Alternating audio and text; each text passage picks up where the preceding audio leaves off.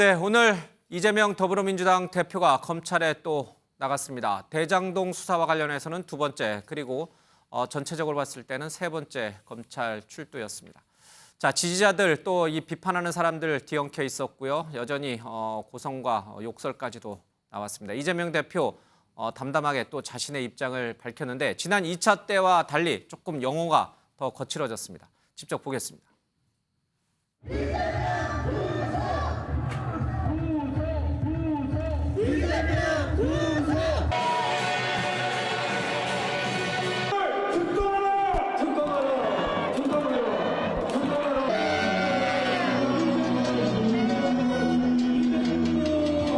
국민을 위해서 사용되어야 합니다.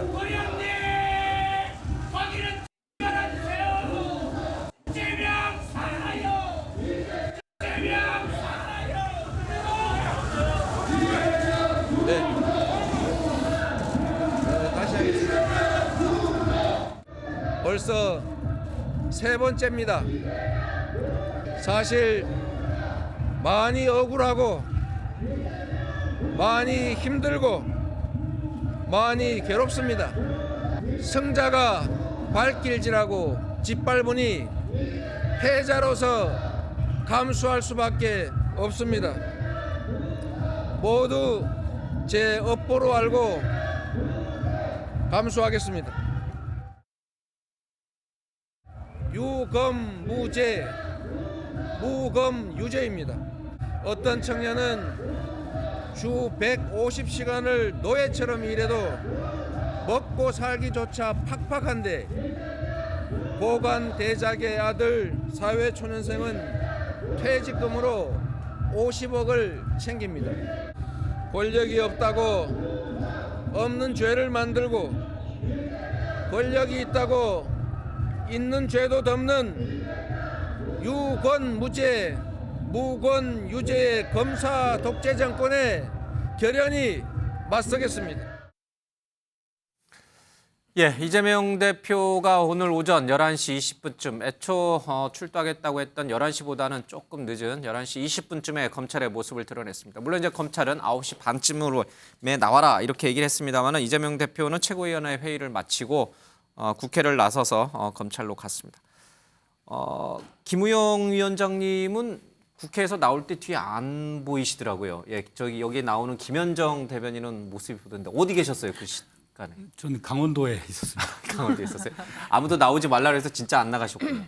예, 뭐 대표께서 혼자 가시는 것이 본인의 선택이고 하기 때문에 예, 거기에 응하는 것이 당직자의 도리라고 생각했습니다. 알겠습니다. 현장에선 굉장히 좀 소란스럽긴 했습니다만 이재명 대표가 좀 뭐 구속, 사형 뭐 이런 얘기가 나올 때도 잠시 참았다가 다시 입장을 발표했습니다. 몇 가지 단어들이 눈에 확 들어옵니다. 업보, 그다음에 유권무죄, 무권유죄. 그러니까 권력을 갖고 있으면 무죄고 권력이 없으면 유죄다 이런 뜻도 있고 또 말을 바꿔서 유권무죄, 무권유죄. 검찰을 갖고 있으면 무죄고 검찰을 갖고 있지 못하면 유죄다 이런 얘기도 좀 했습니다. 경제적인 현실을 좀 빗대기도 했고요. 곽상도 전 의원의 아들 50억 무죄 판결 얘기도 또 덧붙이기도 했습니다. 입장이 굉장히 단호했던 것 같아요. 민주당 쪽에서는 오늘 이재명 대표의 이런 입장 발표 내용을 어떻게 보세요? 참 서두에 힘들고 외롭고 괴롭다. 그 표현은 그 아주 정제되어 있지만은 예. 그 지금까지 벌써 재작년부터 대장동 이슈에서부터 시작해가지고 예. 거의 뭐 천지간에 한 괴물도 이런 괴물이 없을 정도로 언론과 각종 매체로부터 또 실제로 이제는 검찰에 1,600만 표를 얻은 야당의 대표가 예. 벌써 세 번째 지금 출두를 하고 있고 옆에서는 사형시키라고 하고 있지 않습니까? 예. 그 인간적인 그 고통의 크기야 당해보지 않은 사람은 아마 못 느낄 것 같습니다. 예. 초반에 민주당의 뭐 비이재명 쪽 계보의 정치인들이 약간 의혹의 시선, 뭔가 문제가 있지 않느냐 예. 그런 시선이 없지 않아 있었습니다. 근데 1차 소환, 2차 소환, 3차 소환 될 때까지 검찰이 증거를 정확하게 제시하고 있지 못하고 예. 거의 대부분 사업자들의 이익 논리에 따라서 바뀌는 진술에 따라서 예. 춤을 추고 있는 이 검찰 수사가 과연 대한민국이 민주공화국으로서 또 공정한 대한민국으로서 자리 잡고 있는가 예. 상당한 의문을 국회의원들이 하고 있는 것이고 민주당의 지지자들 대부분도 해도 이건 너무하다. 아무리 정치가 가혹하다 하지만은 그 정치적 경쟁자였고 예. 또 대선에서 0.7% 차이로 졌다는 측면에서 보면 예. 절반의 국민들을 대표하는 사람이거든요. 그러면 최소한의 예우는 갖춰줘야죠. 예우라 하면 어떤 걸 말씀하시는 건가요? 그러니까 3번씩 부를 게 아니라 딱 한 번 불러서 정확하게 혐의를 입증하라 이런 뜻이군요. 검찰로부터. 증거를 제시를 하고 누구의 말이 어떻다라는 전언을 가지고 예. 말하지 말고 증거를 제시를 하고 압수수색도 얼마 전에 백현동도 뭐 수십 차례 또 했습니다. 검사가 실력이 있으면은 정확하게 폐부를 찔러야지. 200번, 300번 이 압수수색이 말이 됩니까? 이재명 대표가 그런 얘기를 했어요. 지금처럼 포토라인 플래시가 장렬하는 공개 소환 벌써 3차례니까요. 회술래 같다 이런 표현을 했습니다. 회술래가 뭔가 이렇게 한번 사전을 다들 찾아보셨을 텐데 이게 정근대 시대에 이제 죄인의 얼굴에 회치를 한 다음에 사람들 앞에서 이제 약간 조리 돌린다라고 결국은 사형은 시키되 사형시키기 전에 저렇게 이제 망신 주기를 한다 이런 얘기도 있고 뭐 어떤 사전에서는 뭐 등에 이렇게 징을 매게끔 해서 사람들의 손가락질을 받게끔 한다 이런 식으로 망신 주기를 한다라고 이제 하는 그런 표현이 있었다고 하더라고요. 그런 게 있었는지를 몰랐는데 이번에 처음 알았습니다. 그래서 정말 이 야당 대표라고 하는 말씀하신 것처럼 대선에서 1,600만 표나 받은 야당 대선 주자였던 사람을 야당 대표를 이렇게 아무런 증거 없이 3번이나 부르는 것은 정말 해도 너무하는 회술래 같은 것인가? 뭐 그렇게 지금 주장하시는 거고 우리 저 법조계에서는 우리 정 변호사께서는 어떻게 보세요? 정말 이게 야당 대표를 모욕 주는 회술래 같은 행위라고 보세요? 3번째 소환이? 아니 뭐 몇 표를 얻었는 게 중요한 게 아니고 예. 범죄를 저질렀고 그런 혐의가 있으면 조사를 받는 건 당연하다. 우리나라는 몇 표를 얻은 게 아니라 심지어 현직 전직 대통령까지도 감옥에 보냈던 그런 그게 얼마 되지도 않지 않았습니까? 그래서 제가 오늘 이제 이재명 대표가 힘들다 이런 말씀을 하셨는데 별로 듣지 못했던 말씀이었으니까 예. 힘들긴 힘들구나 그런 생각은 들었지만 그러나 유권무죄, 무권유죄 이렇게 말씀하셨는데 우리나라에서 국회의원보다 더 권력이 있는 사람이 있나요? 더군다나 지금 야당이긴 하지만 예. 제1야당의 대표가 하실 말은 아니지 않나 그런 생각이 들고요. 예. 일단 무엇보다 김만배 남욱은 물론이고 유동규, 김용, 정진상까지 지금 다 구속 기소됐어요. 그런데 그 위에 있었던 최종 결정권을 가졌던 그 분이 시간이 갈수록 혐의가 덜어지고 있으면 저런 이야기가 예. 어느 정도 타당할 수가 있는데 제가 보기에는 혐의를 벗기는커녕 의혹이 더 짙어만 가거든요. 예. 근데 이런 상황에서 억울하다라고 말씀하시는 거는 조금 납득하기가 어렵고 그다음에 제가 봤을 때 진짜로 이재명 대표가 억울함을 벗을 길은 딱 하나밖에 없을 것 같아요. 뭐냐면 이제 검찰이 구속영장 할 거 아니겠습니까? 예. 그럴 것으로 예상이 충분히 되는데 구속영장 발부했을 때 체포동의안을 갖다가 가결해가지고 법원의 영장 실질 심사를 받는 거예요. 그래서 진짜로 억울하고 검찰 독재이고 검찰이 그러면 검찰을 견제할 수 있는 유일한 그 조직이 법원 아니겠습니까? 법원에서 판사가 객관적으로 만약에 영장을 기각하면 그때 이제 이재명 대표가 지금까지 하셨던 모든 말씀이 다 힘을 얻고 그 다음에 이제 검사들은 아주 그냥 뭐 깨갱하는 예. 그런 일이 벌어질 수가 있겠죠. 그래서 제가 봤을 때는 그런 정도 승부수를 던져야 될 때가 아닌가 저는 그런 생각이 듭니다.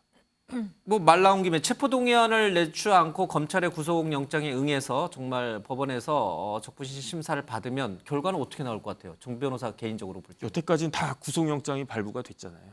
될 거다? 유동규, 김용, 정진상까지 다 구속영장이 발부가 됐으니 예. 그러니까 이제 이재명 대표에 대해서도 구속영장이 발부가 될 가능성이 높아 보이니까 그럼에도 불구하고 본인이 나는 죄가 없는데 억울하다라고 말씀하시는 게 앞뒤가 맞지 않는 것이 아니냐는 게 제 생각인데 예. 그런데 만약에 법원에서 그 영장이 기각이 됐다. 그러면 이제 저 같은 사람 생각은 다 틀린 거죠. 예. 그러면서 이재명 대표가 힘을 얻고 검찰은 완전히 힘을 갖다가 잃고 국면이 완전히 바뀌게 되는 거 아니겠습니까?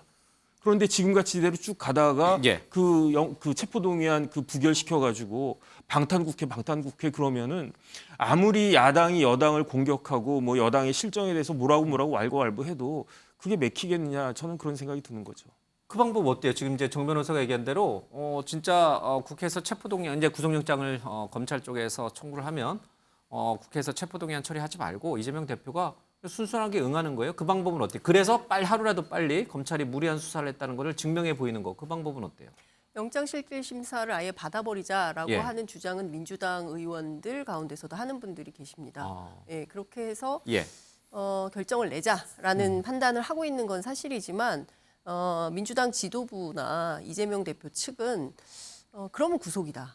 이렇게 되는 거죠. 그러니까 어떤 선택을 할 건지에 대해서는 아직 결론을 못 낸 것 같아요. 구속이 될 가능성이 높다라고 보는 분들이 더 많다는 뜻이에요? 그렇죠. 아니, 지도부는 구속이 될 가능성이 높다고 보는 것 같고요. 민주당 의원들 가운데 일부는 실질적으로 영장실질심사를 받아서 불구속이 되면 기각이 돼버리면 그때부터는 검찰의 수사가 잘못된 거니까 오히려 역공을 할 수 있어. 아까 이제 정 변호사님 말씀하신 대로 오히려 역공을 할 수 있다. 그게 오히려 기회가 될 수 있다. 이렇게 판단을 하는 민주당 의원들이 있는 게 사실이죠. 그리고 지도부랑 조금 다른 생각- 입장을 예, 가지고 예. 뭐 친명 비명을 떠나서 그런 예. 입장을 갖고 계신 분들이 계시고 그런데 이런 판단도 있어요. 민주당 안에는 어떤 거냐면 검찰이 이렇게 계속 그 살라미 전술로 건바이 건으로 부르지 않습니까? 체포영장도 건바이 건으로 계속 할 수 있다. 아, 합쳐서 한 번에 예, 한 번에 하는 게 청구하는 아니라 아니고? 뭐 성남 FC 따로 뭐 따로 뭐 예. 따로 뭐 따로 이렇게 할 때 그럼 그때마다 계속 국회를 열어서 부결시킬 거냐? 그럴 수 없다면 차라리 영장실질심사를 받아버리는 게 낫다. 전술적 차원에서 이제 그렇게 판단을 하는 분들도 계시지만 민주당 지도부와 이재명 대표 측은 그런 판단은 안 하는 것 같습니다. 그렇게 하면은 바로 구속이 되기 때문에 그런 선택을 할 거냐 안 할 거냐 그거에 대해서는 아직 결론을 못 내리고 있는 걸로 보입니다. 너무 리스크가 크다는 네, 얘기네요. 그렇죠. 그렇죠? 구속영장을 받아들여서 그렇죠. 법원에서 예. 실질 심사를 받아보는 게 지도부는 조금 부정적으로 네. 이제 발부될 가능성이 높다고 이제 보는 것 같고 알겠습니다. 오늘 이재명 대표는 조금 예정된 시간보다 조금 늦게 11시 20분쯤에 이제 현장에 좀 도착을 했습니다. 검찰은 9시 반에 오라고 했는데 이재명 대표는 최고위원 회의를 해야 되니까 이제 11시 마치고 도착하면 11시쯤 되겠다는데 거기보다 더 늦었어요. 그러니까 뭐 일부러 늦은 건 아닐 거예요. 뭐 차도 좀 막혔을 거고. 근데 이게 검찰에 나가기 싫은 것 같긴 해요. 이렇게 아니면 이제 제 시간에 맞춰서 어떤 일이 있어도 갔을 텐데 어떻게 그 부분은 어떻게 보세요? 좀 늦게 나오신 거는 뭔가 생각이 있으셨기 때문에 늦게 나온 거라고 보세요? 아니면 뭐 일부러 시간을 딱 맞춰서 11시 20분 도착해야지 이렇게 한 건 아닌 것 같은데요. 일단 검찰이 요청한 출두 시간을 거절을 했죠. 예. 그러니까 최고위원 회의 다 하고 그리고 나서 하겠다. 근데 최고위원 회의가 이제 지켜보셔서 아시겠지만 끝나는 시간이 일정하지가 않아요. 예. 그때 그날의 그 사안에 따라서 이슈에 따라서 좀 길어질 때도 있고 예. 빨리 끝날 때도 있고요. 그리고 여의도에서 서초동 가는 길이 좀 막히는 길이기도 하고요. 예. 이런 것들을 고려했을 때 이재명 대표는 출두 시간 내가 정한다. 내가 나가고 싶은 시간에 내가 나가서 당당하게 조사받겠다. 예. 이런 취지의 이런 것들을 보내는 메시지가 아닌가 싶고요. 이런 부분들이 이재명 대표와 이재명 대표를 강하게 지지하는 지지층에게는 예. 어느 정도 호소력이 어느 정도 통할지 모르겠지만 일반 국민이 보기에는 아니 왜 저 사람은 야당 대표라고 해서 저러나 왜 검찰이 오라는 시간도 저렇게 자기 맘대로 하지? 예. 이런 것들이 반복해서 보여지거든요. 그러니까 아까도 물론 강성 이제 이재명 대표를 반대하는 쪽에서는 굉장히 극단적인 용어까지 써가면서 반대를 하고 있지만 이런 것들이 국민의 일반적인 정서가 국민의힘 지지층이 아니더라도 일반 국민의 정서와 좀 동떨어진 정치적인 행위 아닌가 싶습니다. 그러니까 그래도 좀 본인께서 11시까지 가겠다고 했으면 좀 지키셨으면 어땠을까? 어떻게 보세요? 그 시간 가지고 뭐라 할 건 아니다. 뭐라 할 건 아니고 예. 또 검찰이 피의자를 소환할 때는 또 이렇게 소환식이나 이런 거 시간 조정을 할 수 있거든요. 예. 뭐 11시까지 안 가면 무슨 뭐 하늘이 무너집니까? 뭐 그런 거 가지고 자존심 싸움 할 일은 아니죠. 알겠습니다. 지금 이 시간에도 이제 검찰 조사가 계속 이뤄질 텐데 이제 11시 20분쯤 들어갔으니까 이제 뭐 도착하자마자 이제 조금 쉬었다가 점심 식사하고 조금 쉬었다가 이제 아마 오후 1시 좀 넘어서야 이제 비로소 본격적인 조사가 시작이 될 것 같습니다. 검찰이 이번에 준비한 질문지는 뭐 들리는 얘기로는 한 200페이지 정도 A4 용지. 지난 1차 조사 때는 150페이지 정도.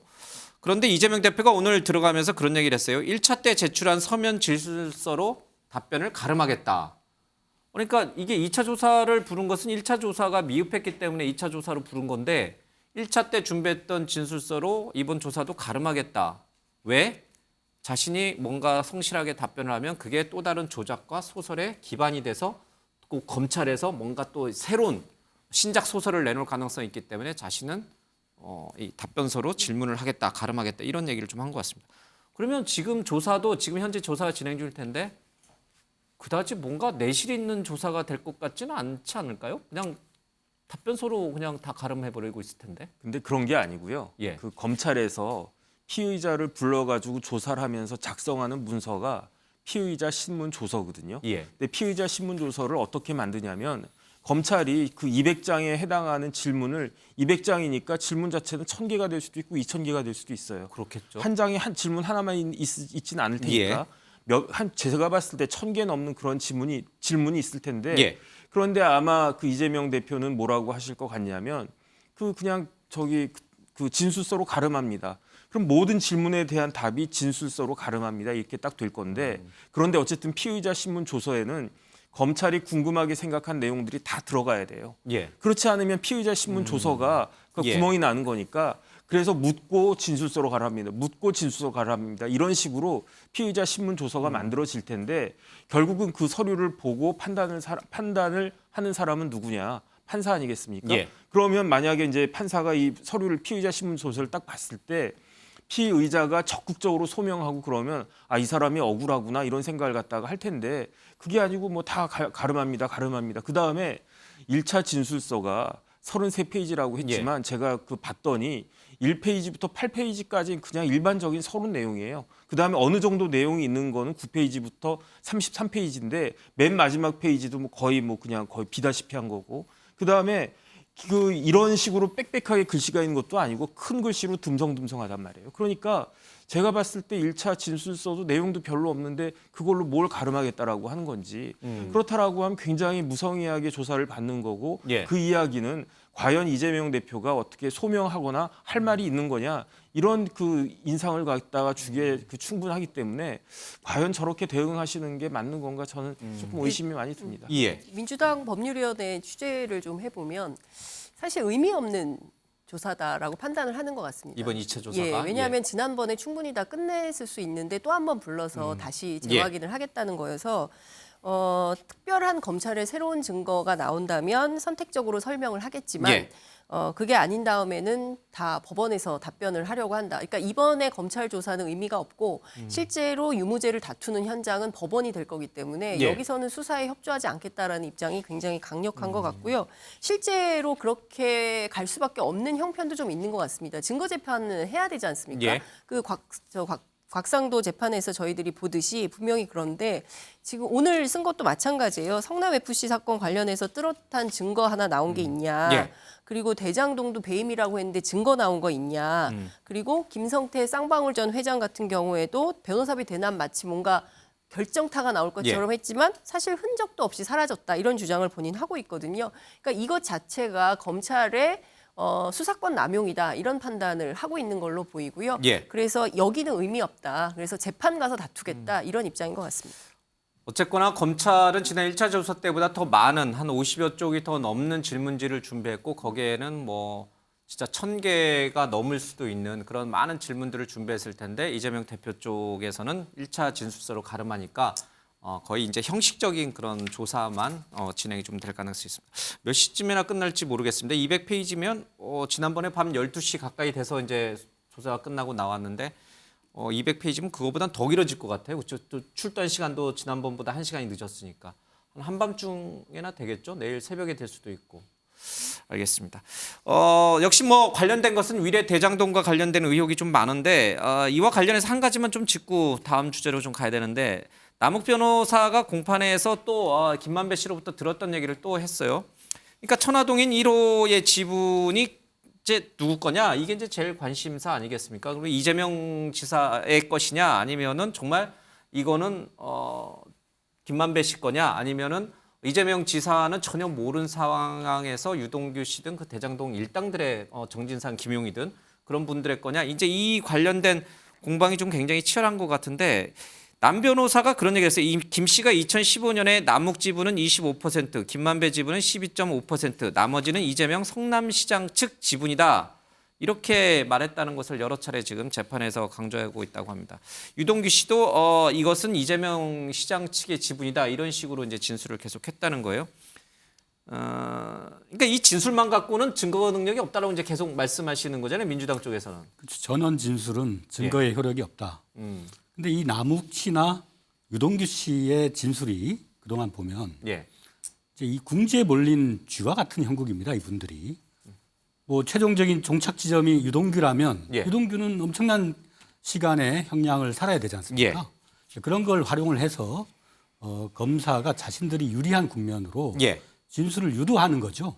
거기에 그 뭐 칼춤을 추고 있다라는 예. 표현을 했다는 것, 그걸 잘 명심하시면 좋을 것 같습니다.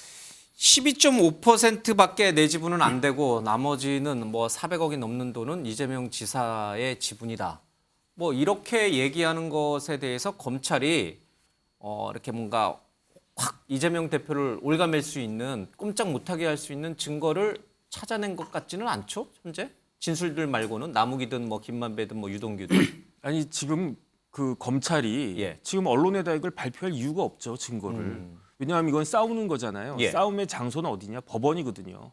법정에서 싸울 거를 미리 내보내면은 패를 갖다 다 까면 그럼 거기에 대해서 다 그 대처를 갖다 할 거 아니겠습니까? 그러면 천화동인 1호가 이재명 지사 것일 수도 있고 이재명 지사가 그 내용을 알고 있었을 것이다라고 확신할 수 있는 뭔가 결정적인 스모킹건을 제가 봤을 증거를 때는 검찰은 갖고 있다. 검찰이 충분히 가지고 있을 수 예. 있다라는 생각을 하고요. 그 다음에 이제 전문 증거 이야기를 계속 하는데 예. 전문 증거가 원칙적으로는 증거 능력이 없지만 피고인의 그 진술을 전문 증거로 하는 경우에는 그때는 형사소송법 316조에 따라 가지고 증거 능력이 있어요. 그래가지고 조금 이제 이따가 이야기가 나올 수 있겠지만 곽상도 의원 아들 같은 경우에 예. 그때 이제 증거 능력이 없다라고 그래가지고 이제 무죄가 나오지 않았습니까? 예. 만약에 곽상도 의원의 아들이 마찬가지로 기소가 돼가지고 피고인이었으면 그거는 그 정영학 그 진술서는 증거 능력이 있는 거예요. 근데 그 사람이 그 피고인이 아니었기 때문에 법정에서 제3자였기 때문에 증거 능력이 없다라고 된 거지. 그렇기 때문에 구체적인 물증이 없다고 하더라도 지금 김만배, 남욱 뭐 이런 사람들의 그 뭐 예. 유동규 이런 사람들의 그 진술만으로도 증거는 충분히 인정이 될 수 있고 거기에다가 무슨 구체적인 뭐 공문이나 이런 사인 예. 같은 거나 그런 게 있으면 금상첨화일 것이다 이런 거죠. 알겠습니다. 이렇게 이재명 대표 측과 또 검찰 측의 주장이 좀 팽팽히 맞서고 있습니다. 오늘 이재명 대표가 검찰에 출두하면서 앞서 들었습니다마는 곽상도 전 의원의 아들 50억 뇌물 무죄 얘기를 언급을 했습니다. 물론 자신의 사건과 빗대지는 않았습니다. 고통받고 있는 이 시대 청년들의 삶과 빗대긴 했는데 그 부분을 조금 분석을 해봐야 될 것 같습니다. 들어보겠습니다. 곽상도 전 검사의 50억 뇌물 의혹이 무죄라는데 어떤 국민들이 납득하겠습니까? 이재명을 잡아보겠다고 쏟아붓는 수사력의 10분의 1만이라도 50억 클럽 수사에 쏟아 넣었다면 이런 결과 결코 없었을 것입니다. 정영학 녹취록을 근거로 해서 이때까지 되어 왔던 것들 굉장히 문제가 많고 측근들에게 준 것들 그건 결국은 이재명 대표에게 준 것이다 라는 논리로 지금까지 접근을 해왔는데 아니 아들에게 준 것도 아버지한테 준 게 아니라고 하는 건데 뭐 그러면 김용 정진상 뭐 이런 분들은 이 대표랑 어떻게 결부를 시키죠? 아하. 저는 훨씬 더 어렵다고 봅니다. 훨씬 더 어렵다. 예, 조홍천 의원의 얘기는 조금 뒤에 좀 풀어보고요. 날 수사할 시간에 10분의 1만 50억 클럽 수사에 쏟았다면 무죄가 나왔겠느냐? 검찰이 성의 없이 수사를 했기 때문에 곽상도 전 의원의 50억이 무죄 나온 거 아니냐? 이렇게 이제 이재명 대표가 강조를 했습니다. 그래서인지는 몰라도 비판 여론이 워낙 뜨겁다 보니까 송경호 중앙지검장이 수사 인력을 대거 보강해서 이제 항소심에 나서겠다 이제 이렇게 얘기는 했어요. 자, 그런데 가장 궁금해지는 점 하나는 이 곽상도 전 의원의 아들 50억을 정말 그 아들이 일을 잘해서 그 아들이 뭐 많이 다쳤거나 또는 뭐 이 화천대유 이 사업과 관련해서 혁혁한 비즈니스 이익을 갖고 온 아주 핵심적인 역할을 했기 때문에 50억을 줬는지는 잘 모르겠습니다만은 아버지가 각상도가 아니었으면 이 50억을 과연 김만배 씨가 줬겠느냐 하는 부분이 이제 사람들 일반 시민들의 머릿속에 꽉 차 있잖아요. 근데 왜 검찰은 이거를 법은 잘 모르겠습니다만 뇌물죄가 아니라 뭐 대가성이 없더라도 처벌할 수 있는 우리가 아는 제3자 뇌물죄 같은 거 왜 그런 걸로 기소를 안 하고 왜 뇌물죄로 했을까? 그리고 뭐 물론 이제 곽상도 전 의원이 지금 뭐 국회의원들은 원래 김영란법 반부패 방지 처벌법 대상이 아니잖아요, 그렇죠? 그러니까 뭐 김영란법 대상으로는 할 수는 없잖아요, 그렇죠? 할 수 있나요? 그럼요. 국회의원들 빠져나가지 않았나요? 아니에요. 됐나요? 네. 그러면 좋습니다. 왜 그런 김영란법 위반, 반부패 처벌 방지법 그런 걸로 기소를 안 하고 왜 정치자금법 같은 걸로 이렇게 했을까? 이렇게 봐주는 식으로 기소 내용을 정했을까? 그 부분은 어떻게 보세요? 봐준 게 아니고 세게 기소를 한 거죠. 더 세게 한 거다. 그러니까 이제 곽상도 씨의 아들이 곽상도 전 의원의 아들이 2015년 6월 달에 화천대유가 생기고 나서 한두 달 뒤에 입사를 했어요. 화천대유 1호 사원이었거든요. 월급이 처음에는 233만 원이었어요. 그러다가 퇴직할 때는 383만 원이었어요. 그러니까 일반적인 퇴직금 기준으로 했을 때 이 사람이 정식으로 받을 수 있는 퇴직금은 얼마였느냐? 2,259만 원이었단 말이에요. 2,260만 원이 정상적인 거였는데 50억 받았잖아요. 그러면은 자기가 받아야 될 돈의 220배를 넘게 받은 거예요. 그런데 그 검찰에서는 어떻게 생각을 했느냐? 이거는 곽상도 아들한테 퇴직금으로 준 게 아니고 곽상도 전 의원한테 뇌물로 준 거다. 그래가지고 곽상도 전 의원이 기소가 3가지로 됐거든요. 첫 번째가 알선수재, 두 번째가 뇌물인데 특가법 금액이 크니까, 세 번째가 정치자금법 위반. 왜냐하면 이 그 곽상도 의원의 아들이 퇴직한 게 퇴직하거나 그런 게 그다음에 성과급 계약한 게 2020년 6월하고 2021년 3월인가 이때인데 곽상도 의원이 국회의원이 된 게 20대하고 21대인데 2016년부터 계속 국회의원이었단 말이죠. 그러니까 이건 충분히 뇌물죄가 된다라고 생각을 했다가 오히려? 했는데, 그런데 이제 왜 여기에 대해서 무죄가 나왔느냐? 제가 곰곰이 생각을 갖다가 해봤더니 그런 조금 전에 말씀드린 것처럼 이거는 전문 증거로 봐가지고 그랬기 때문에 증거 능력이 없어졌기 때문에, 왜냐하면 김만배가 뭐라고 그러냐면 곽상도 아들이 자꾸 돈 달라고 그런다, 아버지한테 돈 어떻게 줄 거냐고 막 그렇게 물어봤다는 거잖아요. 그래서 김만배 씨는 그런 이야기를 녹취록에 담았는데 곽상도 의원의 아들이 딱 나와가지고 그런 적이 없다라고 딱 잡아뗀 거예요. 그런데 형사소송법에는 어떻게 되어 있냐면은 그러한 제3자의 진술이 원 진술자가 진술할 수 없을 때는 이제 증거 능력이 있는데 이번에는 곽상도 아들이 나와가지고 이야기를 했으니까 증거 능력이 없어지는 거죠. 그다음에 제가 곰곰이 조금 더 생각을 갖다가 해보니까 곽상도 의원한테 돈을 줄 일은 있는데 김만배 씨가, 그런데 구체적으로 검찰이 곽상도 의원이 어떤 일을 했는지를 명확하게 밝히지 못한 것 같아요. 그래서 곽상도 의원이 그 혐의가 뭐냐면은 간단한 건데 왜 그걸 못 밝혔죠? 그러니까 예를 들어서 하나금융지주에다가 화천대유 같은 거 성남에트를 하는데 영향력을 행사해서 이게 이렇게 문화가 선서 시험에 들어오게끔. 그다음에 성남에트리 와야 되지 않도록 했다, 이런 식으로 이야기를 했는데 과연 그런 그 행위를 곽상도 전 의원이 했는가? 거기에 대해서 판사가, 재판부가 이게 그런 일이 정말로 있었나? 그런 생각을 했던 것이 아닌가라는 게 제 추측인데. 그럼 결론적으로 오늘 이재명 대표가 검찰에 출두하면서 날 수사하는 그런 어떤 인력이나 시간의 10분의 1만 썼더라면은 이런 결과 안 나왔을 거라고 한 말은 일정 부분 맞는 얘기다, 이렇게 봐야 저는 되는 그렇게 거예요? 생각합니다. 그래서 이재명 대표가 맞는 얘기를 했다. 그래서 이제 저는 이제 이거 항소할 거 아니겠습니까? 그다음에 이제 중앙지검장이 수사 인력을 갖다 보강하겠다라고 하는 거니까, 제가 봤을 때 검찰 입장에서 아주 큰 망신을 당한 거기 때문에 항소심에서 제대로 더 수사를 보강을 할 것 같고, 그다음에 심지어 이제 곽상도 전 의원 아들까지 기소할 수도 있을 것 같고, 그렇게 되면 항소심에서 이 결과가 뒤집힐 가능성이 저는 객관적으로 봤을 때, 제 생각으로 봤을 때는 훨씬 더 높다는 생각이 듭니다. 근데 그러려면 사실 수사를 새로 해야 되거든요.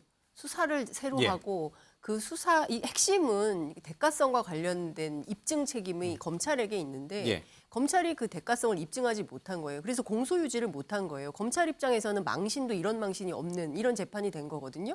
그렇기 때문에 발끈해서 인력 보강해가지고 다시 수사하겠다 이러는데 지금 상황에서 증거를 찾을 수 있겠냐에 대한 회의적 시각이 있어서 제가 취재한 변호사들은 이거 항소심 가도 또 무죄 나온다. 그러니까 결국에는 합법적으로 곽상도 전 예. 의원의 아들인 곽병채가 50억을 그냥 꿀꺽하게 되는 거다. 그리고 이거는 범죄 수익도 아니기 때문에 3심 가서 끝나면 로또도 이런 로또가 없다. 대한민국 국민 가운데 대리급 사원이 5년밖에 예. 일하지 않았는데 누가 50억을 어떻게 받을 수 있습니까? 그래서 요새 유행어가 그래요. 이런 거예요. 어디 가면 퇴직금 50억을 받을 수 있나요? 거기 좀 알려주세요. 이런 얘기를 하거든요, 청년들이. 하천대유. 예. 그러니까요. 하천대유밖에 없어요. 예. 하천대유로 우리가 다 취직을 해서 50억을 받는 그날까지 일을 해야 되는 건지 이런 농담을 해야 되는 상황이 된 겁니다.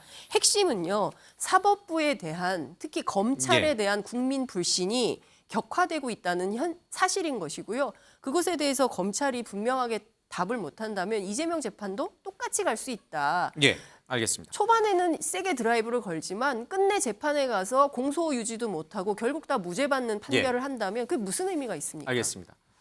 근데 근본적으로 그렇게 되면은 궁금해지는 것 하나. 민주당 쪽에서는 그렇다면 왜 검찰이 그러니까 이제 뭐 판사가 부실하게 재판했을 수도 있고 또는 검사가 부실하게 수사를 제대로 안 한 상태에서 기소를 했기 때문에 무죄 판결이 나왔을 수 있어요. 두 가지 가능성이 있어서 어느 쪽이라고 참 말하기가 좀 어렵습니다만은 확실하지 않으니까. 만약에 검찰이 부실하게 수사했다라고 지금 이재명 대표가 얘기하는 식으로 만약에 그 논리를 따라가다 보면 왜 검찰은 이 곽상도 전 의원의 50억 클럽에 대해서는 부실하게 수사했을까? 뭐 때문에? 그 이유를 이제 간단 말이에요. 민주당은 뭐라고 생각해요? 가재는 개편이다 이거죠. 가재는 개편이다. 곽상도 전 검사라고 이재명 대표가 얘기했어요. 그분이 국민의힘 소속이어서 아니면 검찰 출신이고 출신이어서 과거에 민정수석을 했고 예. 소위 말해서 대한민국에 선출되지 않은 권력의 최정점에 있는 분들이 검사들이잖아요. 예.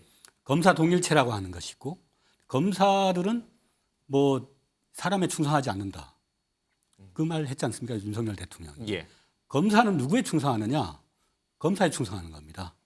윗선배 검사 그렇죠. 선배에게 이번 대장동 사건만 해도 자금의 흐름을 추적을 하면은 50억 클럽, 곽상도, 박영수, 최재경, 김수남 다 검사들이에요. 그 자금 흐름을 추적하지 않고 그 소위 말해서 범죄자들 돈 가지고 최대 수익을 추구하는 자들의 진술을 따라서 조사를 했어요. 예. 그러면 당연히 뭐 인허가 과정에서의 문제로 나가는 거고 예. 자금 흐름으로 가면은 이 다 검사 판사하는 사람들의 50억 클럽이 연관돼 예. 있는 겁니다. 그러면 자기들의 어떤 이해관계에 있어서 검사 동일체라고 하는 어떤 그런 부분, 그런 부분에 결정적인 타격이 되고 특히 예. 윤석열 대통령님도 그 부친의 집을 사줬단 말이에요. 김만배 씨 누나가 그렇죠. 예. 그러니까 이 사건의 양상이 완전히 달라지는 겁니다. 그러니까 상식적인 선에서 봤을 때 검사는 검사를 보호하기 위해서 수사한다. 그 그 결과다. 기준이 적용됐다고 봐야죠. 알겠습니다. 이게 이제 법률적인 용어라 자꾸 이제 정익주 변호사께 질문을 많이 드리는데 민주의회께는 이따 국민의힘 네, 경선 네. 소식도 많이 여쭤볼게요. 예. 양해를 좀 부탁드립니다. 지금 조홍천 의원이 얘기한 거요. 그러니까 계속 여러 번 이제 중간중간 말씀을 하시긴 했는데 이번에 곽상도 전 의원이 무죄 판결을 받을 때 사람들이 다들 의구심을 가졌던 게 정영학 이른바 녹취록에서 이 곽상도 전 의원의 아들과 김만배 씨가 주고받던 대화 내용들이 쭈루루룩 나오잖아요. 이건 결정적인데 이렇게 생각을 했는데 정영학 회계사가 녹취했다는 이른바 녹취록이 결정적으로 영향을 못 줬다. 그래서 무죄가 나왔다. 이제 이렇게 아마 재판부에서는 판결 내용을 해석하는 사람들은 그렇게 이제 해석을 하는 것 같아요. 그러면 정영학 녹취록이 결정적으로 작용하고 있는 이 이재명 대표의 대장동 위례 관련된 특히 대장동과 관련된 이 의혹들에서도 정영학 녹취록은 별 영향이 없는 건가? 이런 점 하나. 또 하나는 아버지와 아들 간의 아들이 독립해서 살기 때문에 경제 공동체가 아니라고 재판부는 봤는데 그러면 이재명 대표와 정진상, 김용 씨는 가족도 아닌데 더욱 심지어 이 사람들을 그러면 공동체로 보고 정진용이라든지 김용 씨가 알았던 내용들을 이재명 대표도 당연히 알았을 거라고 보는 검찰 논리는 과연 그러면 성립할 수 있는 것인가? 이 두 가지가 좀 이제 조홍천 의원의 말대로 좀 궁금해지는 대목이에요. 일단 제가 그 판결문을 직접 보지는 예. 못해가지고 정확하지 않을 수는 있는데 이제 신문이나 이런 데 쭉 기사 나온 걸 갖다가 봤을 때 정영학 녹취록 자체가 증거 능력이 없거나 신빙성이 없다는 게 아니에요. 예. 정영학 씨의 녹취록 가운데에서 김만배 씨가 곽병채의 말을 전하는 그 부분만 증거 능력이 없다는 거거든요. 그다음에 이제 뭐 남욱, 김만배 막 이런 사람들은 다 피고인이기 때문에 예. 증거 능력이 다 있어요. 제가 봤을 때는. 그렇기 때문에 그 정영학 녹취록의 가치가 그렇게 폄훼가 될 거는 아니다. 그다음에 대장동 이 의혹과 관련해서 그렇죠. 예. 그래서 이제 이번에 이제 곽상도 이 건으로 그 무죄가 나왔으니까 이게 그 편해질 것이다라고 예. 쉬워질 것이다라고 생각하는 건 제가 봤을 때 희망사항이고요. 괜히 그렇게 그 낙관적으로 보다가 오히려 더 큰 예. 그걸 갖다 받을 수 있다는 생각이고 그다음에 저는 이제 판결문에 있어서 아버지하고 아들 사이에 이 아무런 그게 없다라고 하는 그 재판부의 논리가 과연 이게 그 상식적인가? 왜냐하면 경제적 공동체란 말이 이전에는 그 판결문에 없었어요. 판례로 처음 생긴 게 언제냐? 최순실 박근혜 전 대통령이었단 말이에요. 맞아요. 그러니까 두 사람 피 한 방울 섞이지 않았음에도 불구하고 그다음에 실질적으로 박근혜 전 대통령이 어떤 돈을 갖다가 받았거나 그런 것이 없었음에도 예. 불구하고 경제적 공동체라고 하는 개념을 갖다가 했는데 그럼에도 불구하고 부자지간에 뭐 그 아들이 따로 살고 있고 뭐 아들이 어쩌고 저쩌고 해가지고 그 생계를 독립해서 하고 있고 그렇기 때문에 이 돈이 의심스럽지만 죄가 되기는 좀 어렵다 이렇게 판사가 판단을 갖다가 했는데 과연 이게 항소심에서도 똑같이 유지가 될 수 있을 예. 것인가? 다른 고등법원 부장판사가 봤을 때 그렇다고 했을 때 제가 봤을 때는 정진상 그 유용 그다음에 이제 이재명 대표 예. 이 관련된 그것도 거기에 있어서 뭐 사인하고 그런 것들이 많지 않았습니까? 예. 그래서 그런 부분들이 쉽지 않을 수 있겠다는 생각을 합니다. 알겠습니다. 그러니까 이제 정 변호사가 보시기에는 검찰 수사도 부진했고 미진했고 제대로 되지 못했고 판사의 법리 해석도 조금 의아했다. 이제 두 가지가 겹치면서 무죄 판결이 났지만 항소심에서는 전혀 다른 결과가 나올 것이고 그것은 그대로 이재명 대표 대장동 의혹 수사에도 그대로 재판에도 그대로 좀 영향을 줄 거다. 아마 이렇게 보시는 것 같군요. 알겠습니다. 긴 시간 이재명 대표 얘기를 좀 했고요.